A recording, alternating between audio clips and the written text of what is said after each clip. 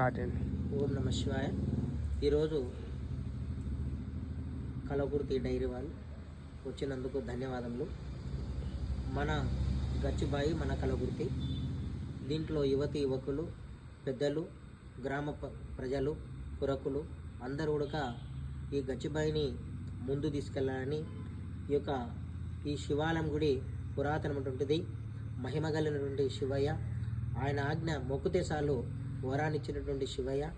ఈ శివయ్యకు పూజలు పునస్కారాలు అనేది శివరాత్రి మాత్రమే జరుగుతుంటుంది. ఇందులో అనుకున్నటువంటి ఎవరైతే మొక్కుతారో వాళ్ళ కోరిక నెరవేరుస్తూ ఉంటాడు శివయ్య. కాబట్టి అదేవిధంగానే ఇక్కడ ఈ శివుని దర్శనం చేసుకునేటప్పుడు క్రీస్తు శకం 10వ శతాబ్దంలో బస్వప్ప వచ్చి ఆ శివుని దర్శనం చేసుకొని వెళ్ళిపోయినాడు. తర్వాత సాధువులు వచ్చి ఇక్కడ రూముల్లో ఉండి ఇక్కడ స్నానాలు చేసి గచ్చిబావిలో ఉన్నటువంటి మెట్ల బావిలో ఉన్నటువంటి నీళ్లు తీసుకొని వంటకు వాడుకొని తర్వాత స్నానాలు చేసి తర్వాత 10 రోజులు, 11 రోజులు, 15 రోజులు, 20 రోజులు ఇక్కడనే నివాసం ఉండి తర్వాత శివుని దర్శనం చేసుకొని వెళ్ళిపోయేవారు. రాను రాను ఈ యొక్క శివయ్య పూజలకు నోచుకోకుండా ఉండిపోతున్నాడు.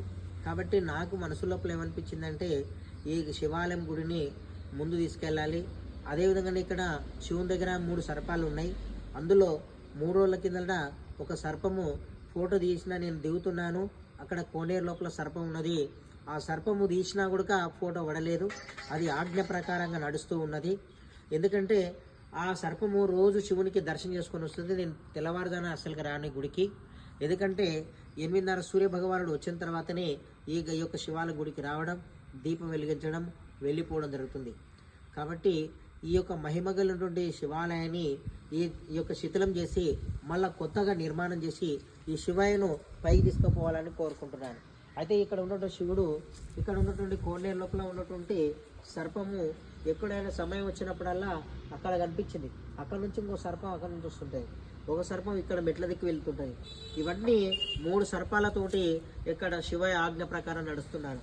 నాకు భయం అవుతుంటుంది. శివయ్య ఓం నమ శివాయ అనుకుంటూ ఈ యొక్క గచ్చిబాయి గుళ్ళకి రావడం, దీపం వెలిగించడం, పోవడం జరుగుతుంది.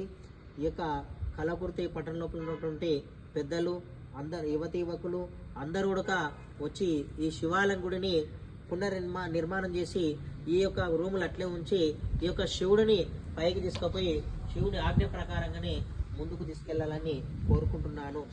ఎవరు వచ్చినా అందరూ వచ్చి తలా ఒక చేయి వేసి ఈ యొక్క మానవ సేవే మాధవ సేవగా అనుకొని మన గుడి మన కలకుర్తి అనే ప్రస్థానం వచ్చి అందరూ వచ్చి తలా ఒక చేయి వేస్తే తప్పకుండా శివరాత్రి వరకు ఈ గుడి నిర్మాణము కావాలని కోరుకుంటున్నాను.